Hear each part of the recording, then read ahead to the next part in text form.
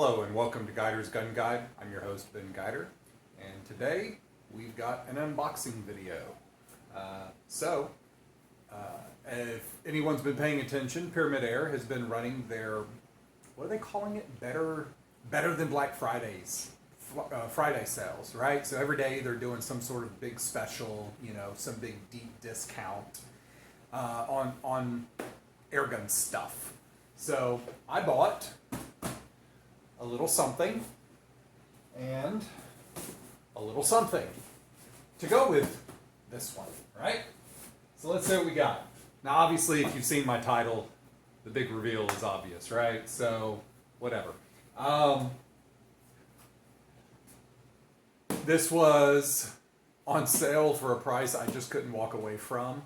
And anyone that's been paying attention, you know that my first series of videos were about the Pishtov air rifle, which was my first PCP air rifle. Now, I've been shooting air rifles since I was quite young, shooting them a lot here lately in the last several years. And, prior to the Pishtov, the best, nicest air rifle I had was a Hatsan Torpedo.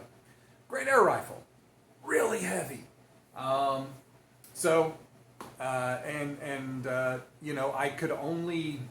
I really practiced to really try to get as good as I could with it. But I wanted to try out the PCP roll, so I tried the Pishtov. Anyone that's watched that series, you know the journey that has been. So here I have another PCP. It was on sale, just like my Hatsan was. It was on sale. I've got several air rifles that the reason I have them was they were on some type of really good deal or sale. So this one, I am trying to recall the price, but it's one of the price point PCPs. Retails usually about $300. I think I got it for, I think this entire shipment of everything here, pellets plus this air rifle, was about $200. So I think the air rifle was what, $175, $180? Anyway, doesn't matter. But here we go. We're going to do an unboxing video. I received some good comments and feedback. Apparently people like unboxing videos. But here's the thing. This air rifle is not something new. In fact, many bits and bytes and megabytes of data have been produced. Lots of videos, lots of text. In fact, I was just reading a series by B.B. Pelletier on Pyramid Air's forums about this air rifle. So I'm not going to tell you anything that's new. What is this? This is me unboxing my second PCP air rifle and my impressions, my takes, my opinions. Okay? So you want good expert advice from someone who's been shooting 800 different air rifles for the last 87 years, maybe I'm not your guy. But hopefully you'll keep watching. So here we go. 3.5 minute intro.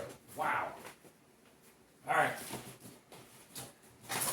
So I suspect my oldest opened this to see what it was for some reason. So I didn't get to cut it open. Here we go.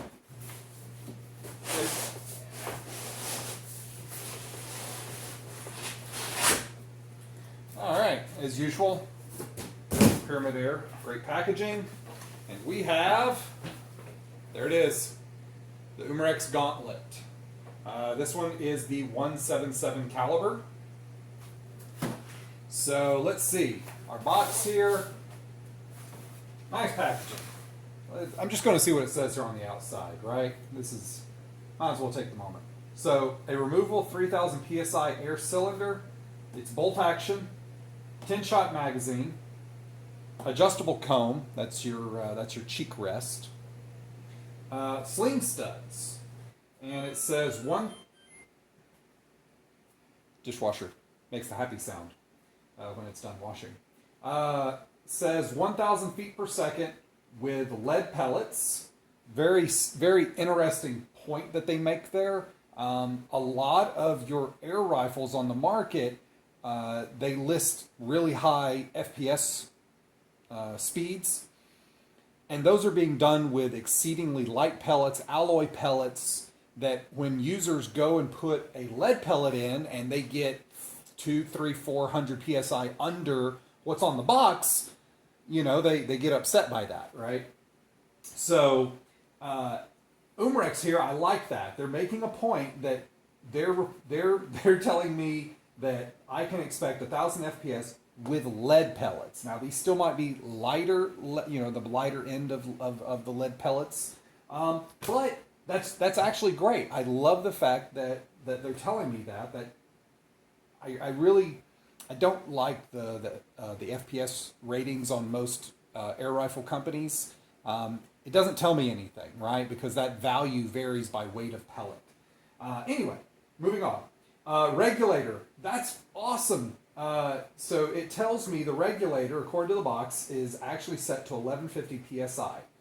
So what that means is if I have my air cylinder, my air tank pumped to 3000 psi, and my regulator's at 1150 psi, I have almost 2000 psi worth of air, usable air, before my velocity and what I expect to see is consistent shots across that duration before my air rifle starts shooting slower.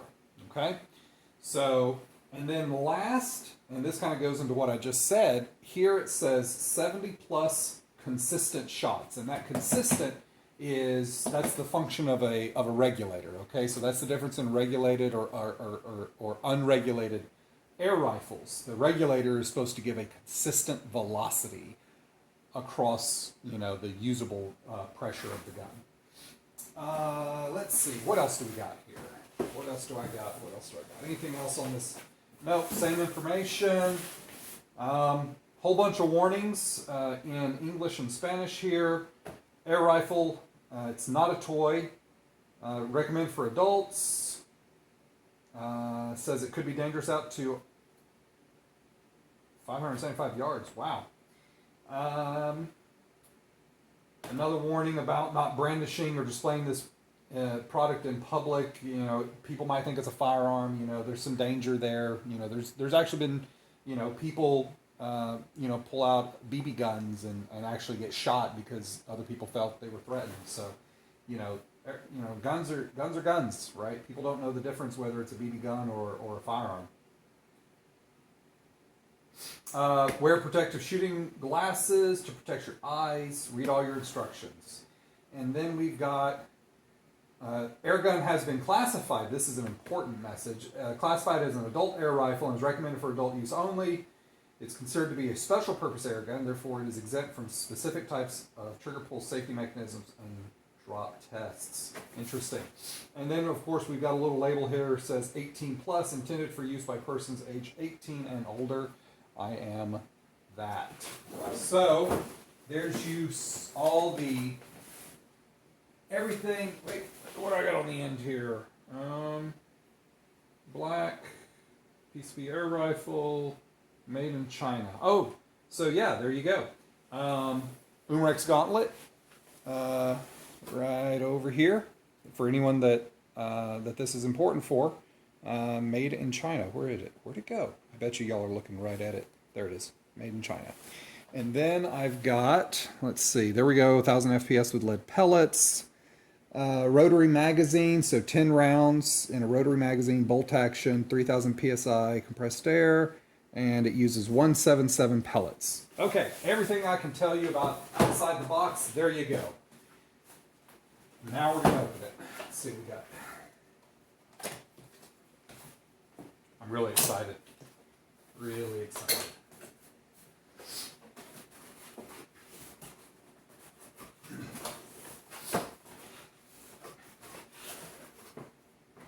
All right. So, anyone that saw, again, my last video, you will notice we actually have packaging here. Okay? So, nice styrofoam. Let's see, there we go. Nice styrofoam packaging here. Looks pretty well protected. You know, this is, you know, of course, being made in China, shipped across the ocean, probably on a boat, I'm guessing. And they definitely are making sure that it's well cared for. In the box, we've got our user manual, some information cards of some kind. Just put that there.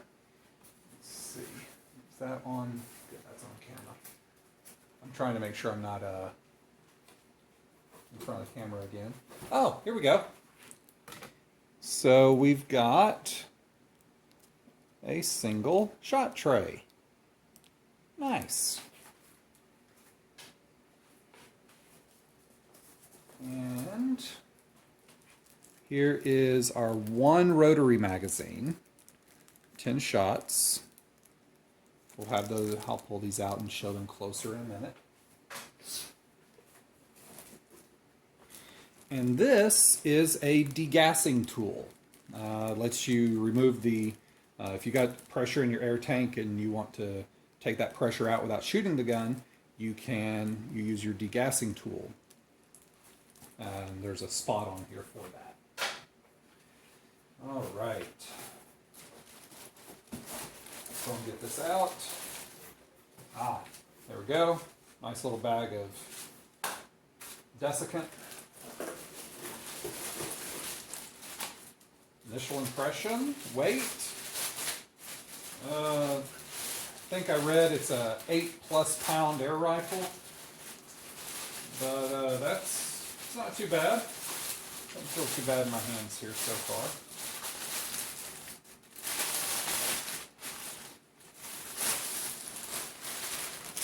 Alrighty. So here we go.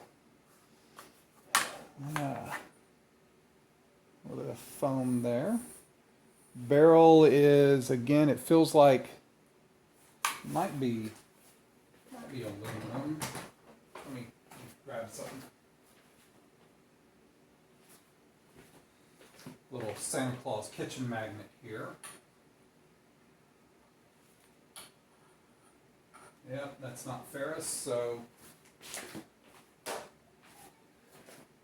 probably some kind of probably an aluminum. It's got some kind of it looks like maybe a powder coating is on here. It's not bad. We've got our regulator. What we got there? Okay. And this is, as you can see, there's only one, not regulator, I misspoke.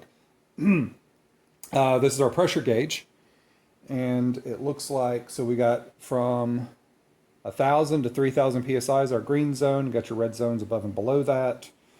And this is just for the tank, just for the bottle. That red, I don't know if this is coming through. So that pressure gauge is actually, paint on it is off, kind of scraped off. So, I don't know. That's an aesthetics thing, important to some people, but there it is. Let's see, we got made in China here on the bottom. This little forestock is kind of wiggly. Call this fit and finish. You see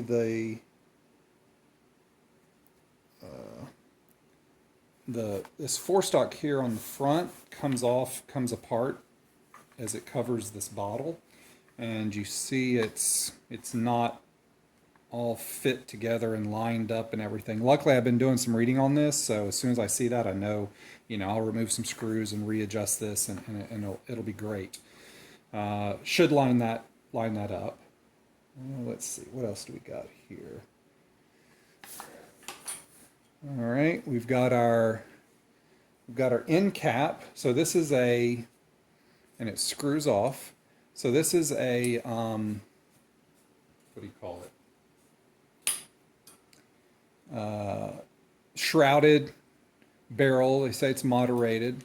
I'll pull that out in a second, but it is spring loaded, like I've read about.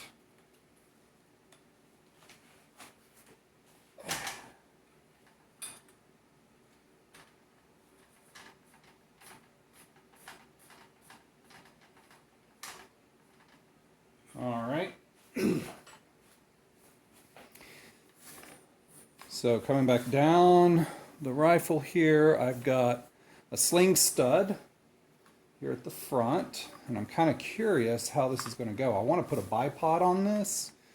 We'll see. You know, I don't know if you can see how much that's wiggling. You can hear it, right? It's pretty loose. I don't know if I want to put a bipod on that. Maybe once I get it all seated and put back together, maybe it'll be better. But I've got a bipod that, of course, can attach to a swivel stud. I don't know if maybe I want to put that there. I don't know. Just kind of thinking as I see the gun, right? So moving on back to the receiver. Looks like we've got 2 grub screws here, and they're both present for locking in the barrel. That's what's holding the barrel that goes into it and holds it into the receiver. And then here on the top, you see we've got 11 millimeter dovetail scope mounts, the full length here, scope rails, and well, let's flip it around here.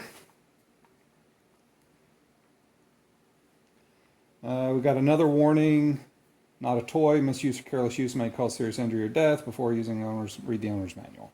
All right, and looks like Umarex, based out of Fort Smith, Arkansas. All right, guys. And here we've got our cocking handle.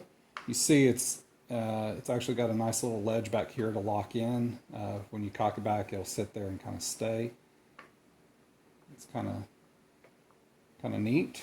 All right. Back at the receiver. Here we've got our safety.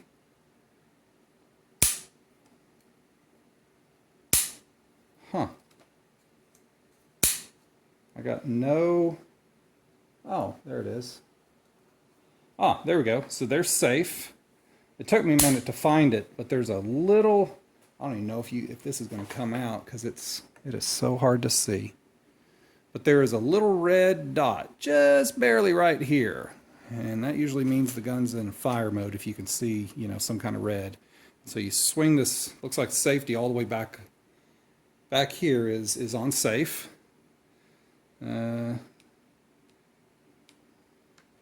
Trigger does pull with it like that, it would appear. Got a nice little grip here. I'm going to flip this back over.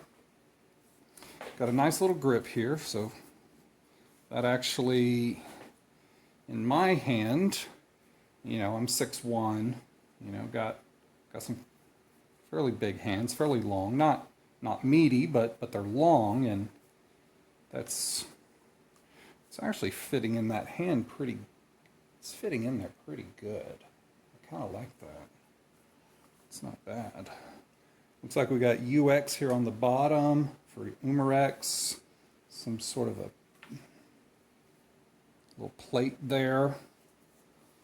I really like that. So this is interesting. Let's see if I can get this on camera. Trying to get a good back angle here where you can maybe see it. I don't know.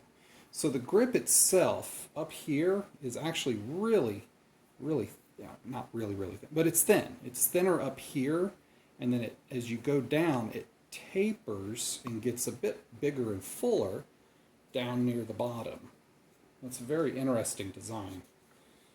And I wonder if that's with the intent of, you know, when you're up here, you know, depending on your user, maybe someone with smaller, shorter hands, but as you get someone with bigger hands, you know, there's a lot of room here. I mean, you see, my hand finishes off, and there's still another, you know, I've got another finger worth of distance here, so it looks like this grip could, you know, might be able to accommodate, you know, someone with much wider, meatier hands. So, you know, take that for what it's worth. Oh, hey, look.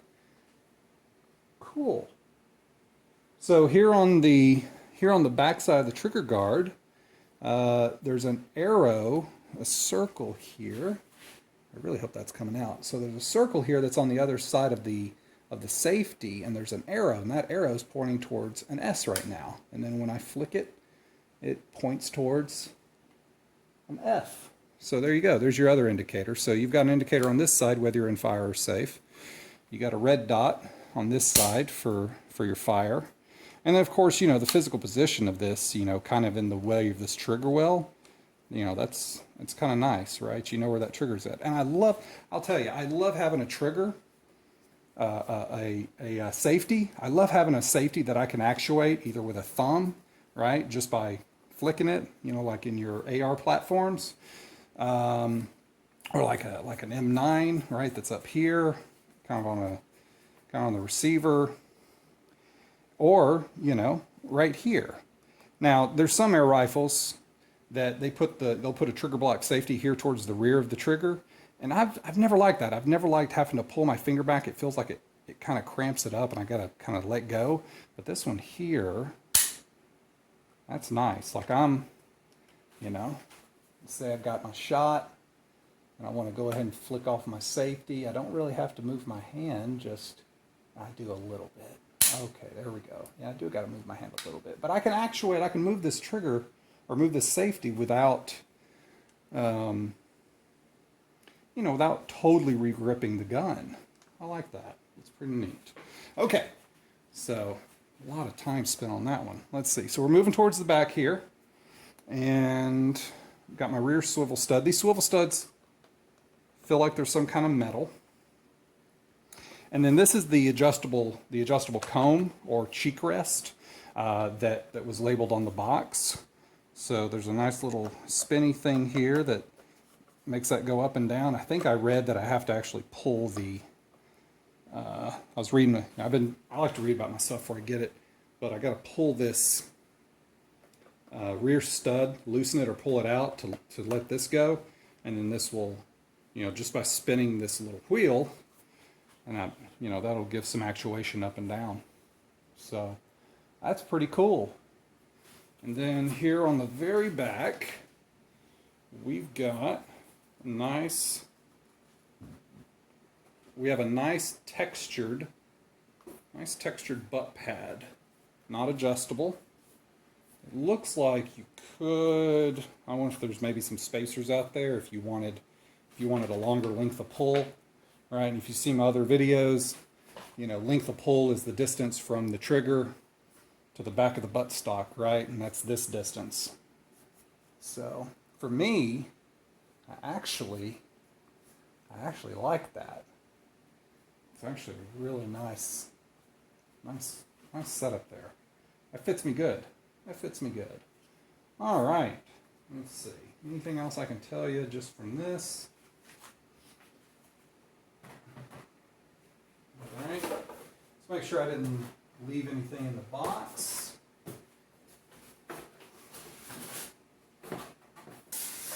Alright.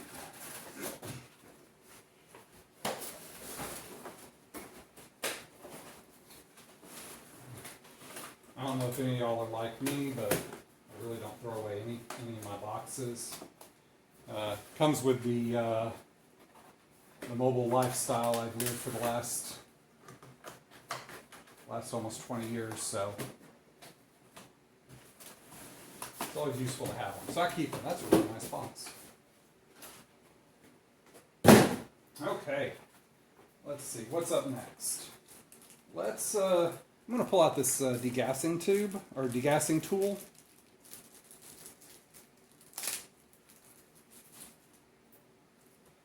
It's metal. Definitely feels like some kind of a metal. Not terribly heavy, but I mean, doesn't feel cheap. Feels solid to me. All right. Little guy slides back and forth. There's a little bit of an oil or a film on it. No big deal. It's actually not that bad. I'm not even sure it's there. Maybe I'm crazy. Anyway, there's the degassing tool. Let's go ahead and bring the camera in a little closer, because the gun's what we want to see, right? All right. So, right, and I can see just by how the key is shaped, there's a little key-shaped hole here, and I bet you that right there degasses my gun. Yeah, okay. Let's see, what else we got here? All right, I'm going to go ahead and pull out my single shot tray. Let's see what that's all about.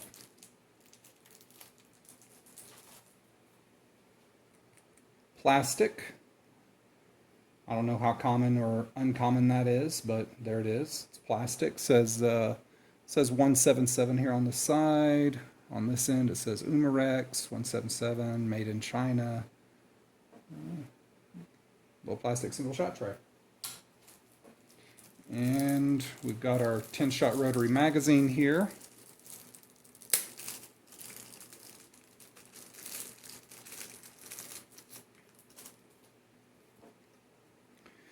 Got a plastic plate here on the front.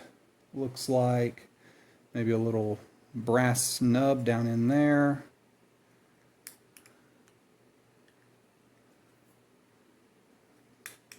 Whole thing is plastic, it appears.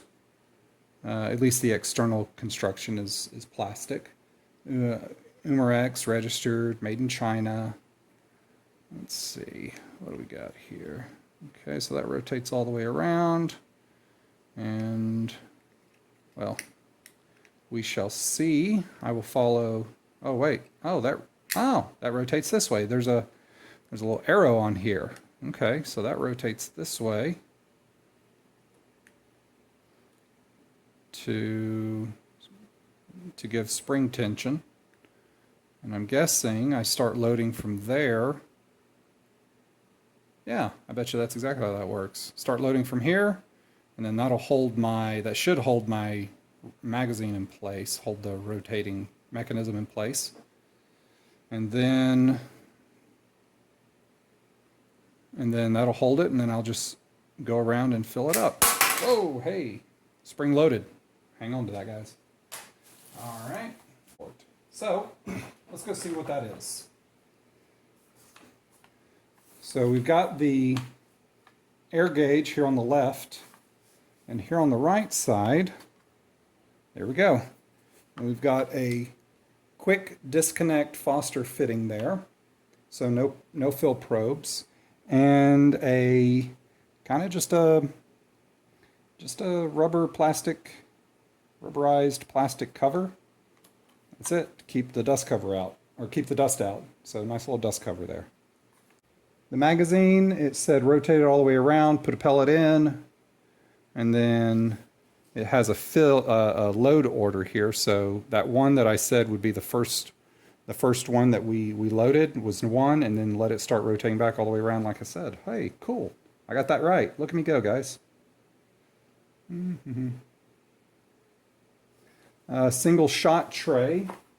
Looks like the single shot tray goes in this way, the little circle to the back, and it loads. It looks like you put it in from the left side of the gun with the little circle facing the back of the gun. That's how it's displayed here. Adjusting the cheek piece. Here we go. All right, it says for me to use my degas key, and it showed, okay. So the degas key, looks like these little ends screw off. There we go. And it looks like both sides do that. Okay, cool. Just put those down there.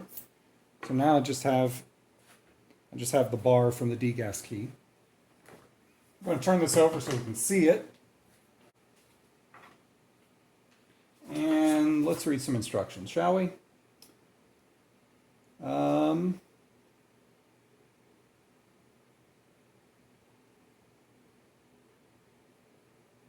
Okay, it just says turn to loosen. All right, well, it doesn't say to fully take it off, it just says turn to loosen. So I just went 360-degree rotation there. Oh, let's flip that over and did that.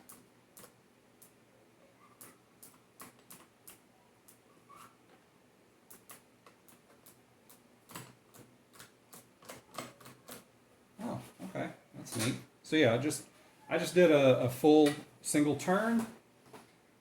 this is a very, the feeling on this rotation, it's actually pretty solid. Let's see. Let's get that in view there.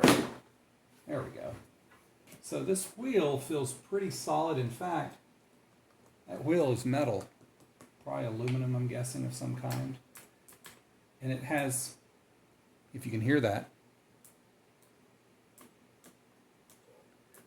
there's distinct click positions of this wheel as it rotates. And you see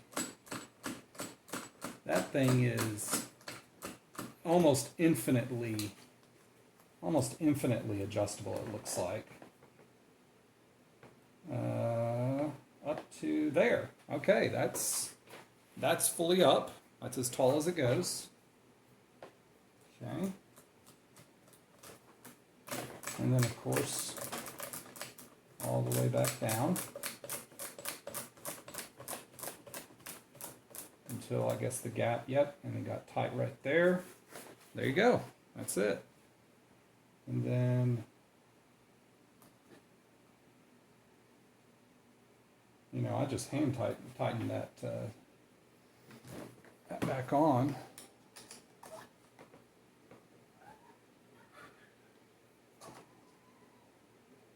Nice. Okay. Swivel stud back in there. Neat. And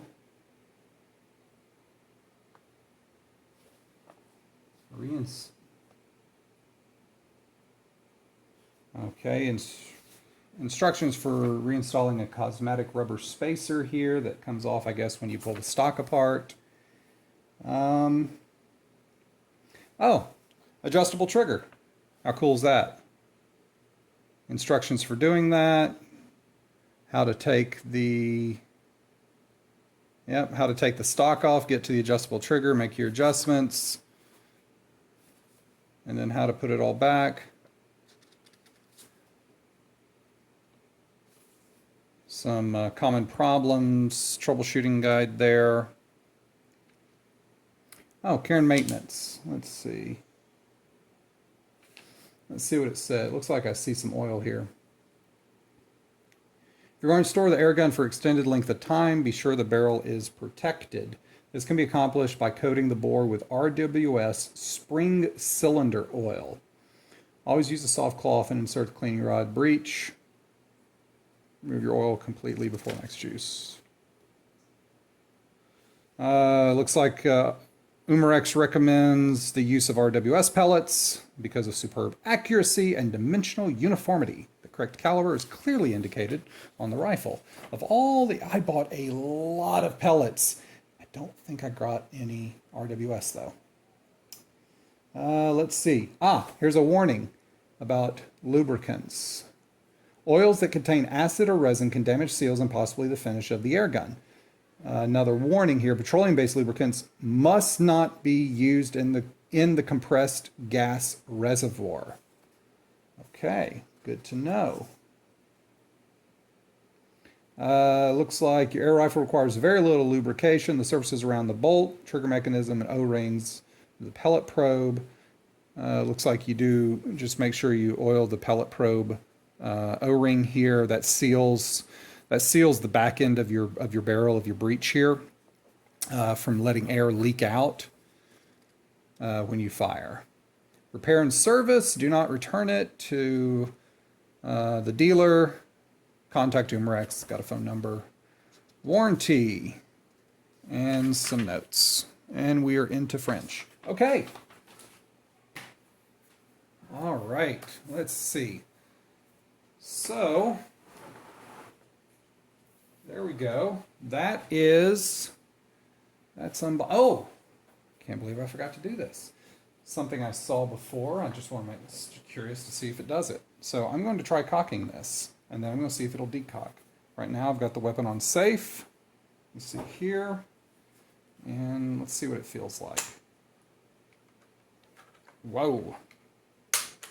Okay, what I read is true. Cocking that it's stiff.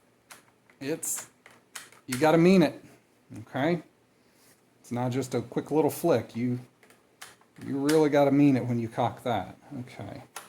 And then you've got to lock it all the way back like that in order to load your pellet trays and everything.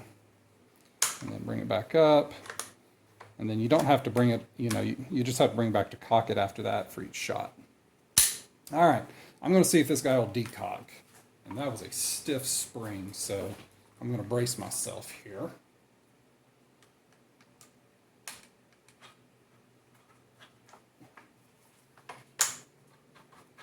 Okay, that did decock, I think. Oh no, it didn't.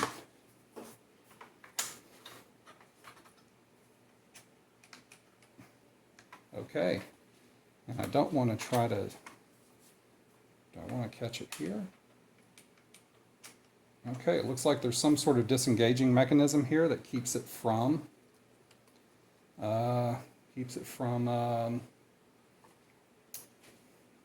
firing if that bolt's open. Okay, so this won't decock. Good to know. And let's see. So yeah, that spring is cocked. I'm not going to release it because I have no pressure in this valve, and I got advised that firing a air rifle with no air in the valve can damage the valve stem. So I'm not going to do that. I'm going to leave this the way it is for the moment. I'll put some air in this so I can safely fire it. And then we'll go from there. All right. Trying to think. Oh!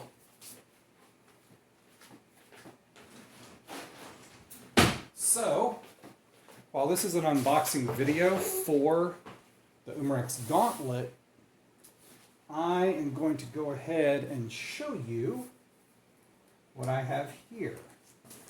What else I ordered. Now, this is one of a few orders, and I really hope, this is one of a couple of orders of pellets. I've got plenty of Crosswinds here at the house, but I didn't really have some of your, some of the more expensive pellet designs and brands, so I had to order those. So I've got a bunch of different JSB. I even got more Crossman coming. Let's see. In fact, I even forget what I ordered with this. Oh, yes. Okay, here we go. Let's take a look here. You can't see what I'm doing. There you go. All right. So if you've never ordered pellets from Pyramid Air, this is the customary way in which they ship their tins. They've got a nice foam packaging. They put the pellet tins in, and really put them in a nice box.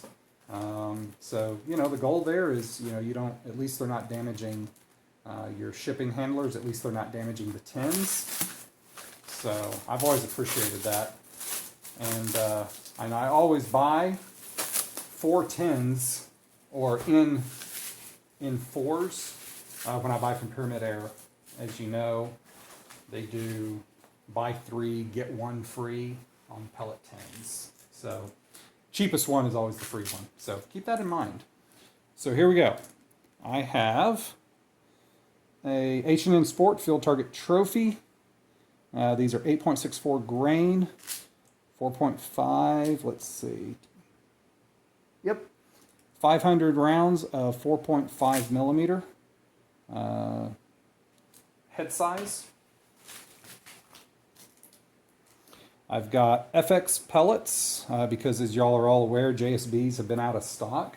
And so when I ordered this, the JSBs were still out of stock. I wanted to make sure I had pellets to shoot, and I know JSB is actually who makes FX pellets. They have their own separate die for them for just the FX, so they all come off the same die is what I've been told.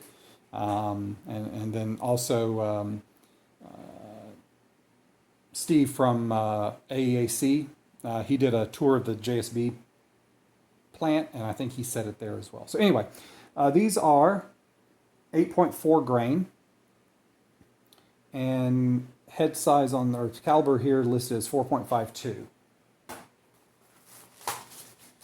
And then air arms, field pellets. Again, these are 8.4 grain, but similar to what I just finished saying about the FX, air arms also has their own dies at JSB. JSB makes the air arms pellets, but they have their own separate die from the rest of the JSB line and from the FX line. So, it gives, that should in theory give you better consistency, 10 to 10 to 10, because it's all coming off the same die, as I understand it. So, let's see. And then I have, what were these? Weight.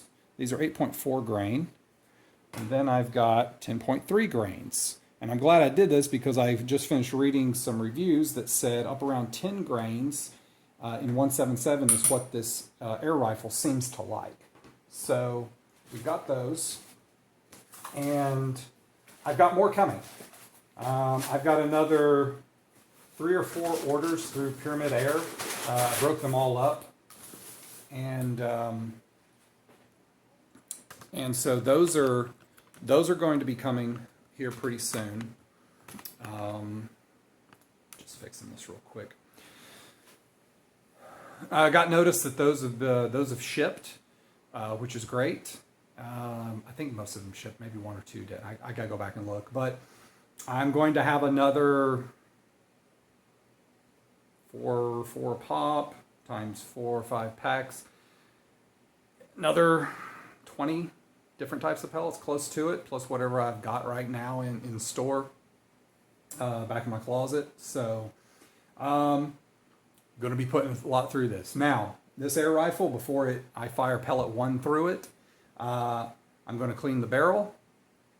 I'm going to look at it, and I'm actually kind of I'm actually kind of excited with seeing the pellet probe being the part that has the O-ring on it. The Pishtol, the O-ring is inside the barrel. So I'm going to make sure and look and see if there's an O-ring inside this barrel or not. And if the barrel will come loose, come out, I might go ahead and even think about polishing this barrel at some point. I don't know that I'll do it immediately. So, but what I will do is I will clean that barrel thoroughly, like y'all saw me do before with the Pishtol. And then I bought a lot of the cheapest pellets I could, right? I think the cheapest pellets I bought were the Excite Plinking, maybe? Whatever the absolute cheapest Excite pellets were. I bought a lot of those. My intent is to use them to break in this gun, to let in the barrel, to give that regulator time to break in and get consistent functioning. Again, some of the stuff I've read and heard about is that regulator needs some time to settle, to get broken in, however it needs to work. So I'm going to be using some really cheap pellets for doing that. I'm shooting 177, and as y'all know, those vary to less than a penny each, which those are the Excites. Those are less than a penny each. It's like 0.9 of a penny per shot. So, you can empty a 10 and, a few dollars, right? Anyway, all the way up to 3, 4, 5, 8 cents a piece and 10 cents a piece, something like that. I built a spreadsheet so I could break out, how much I was paying per shot. I'm a nerd, assuming.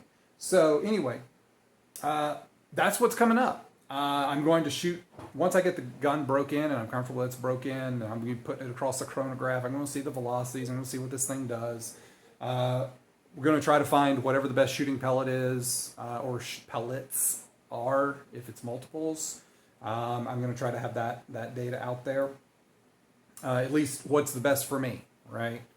Someone else's air gun might shoot different ones better. I don't know. And super cool, I have the Hajimoto air stripper and baffle kit coming as well.